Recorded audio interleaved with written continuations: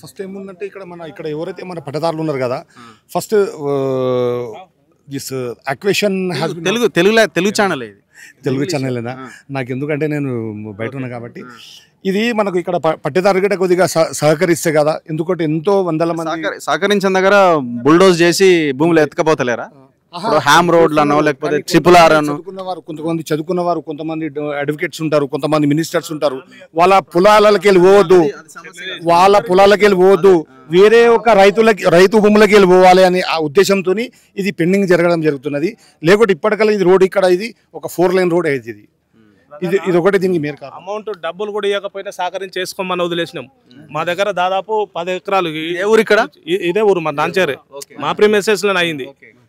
ఇండ్లు ఒక 40 ఇండ్లు పోతున్నాయి. ఇండ్లు కూడా సాక్రిఫైస్ చేసినాము.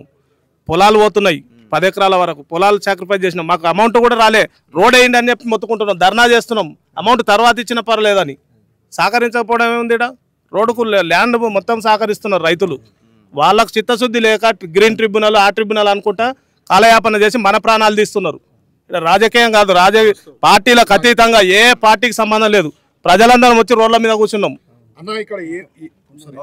అది మేము రిక్వెస్ట్ చేసాం. సో ఇది విషయం అయితే, ఇది లోకల్ వాళ్ళు ఉంటే మాట్లాడండి, ఎవరన్నా విలేజ్ వాళ్ళు ఉంటే మా బాధ మీకు తెలుస్తుంది. లీడర్లకు ఏం తెలియదు, బేసిక్గా లీడర్లు కార్లలో తిరుగుతారు. ఉన్నారు ఎవరన్నా లోకల్గా? మీదే ఊరు? పక్కనే మల్కాపూర్ నాది. యాక్చువల్గా ఏముందంటే ఇది 10 సంవత్సరాల సంది బాగా డెవలప్మెంట్ బాగా వచ్చింది మా రోడ్లో. ఇక్కడ ఫామ్ హౌసెస్ చాలా ఉంటాయి, వికారాబాద్, మన్నేగూడ, ఇప్పుడు కొన్ని వేల ఫామ్ హౌసెస్ ఉంటాయి. రెంటల్ ఫామ్ హౌసెస్ కూడా చాలా ఉన్నాయి. కన్స్ట్రక్షన్ మాత్రం విపరీతంగా జరుగుతుంది బాగా.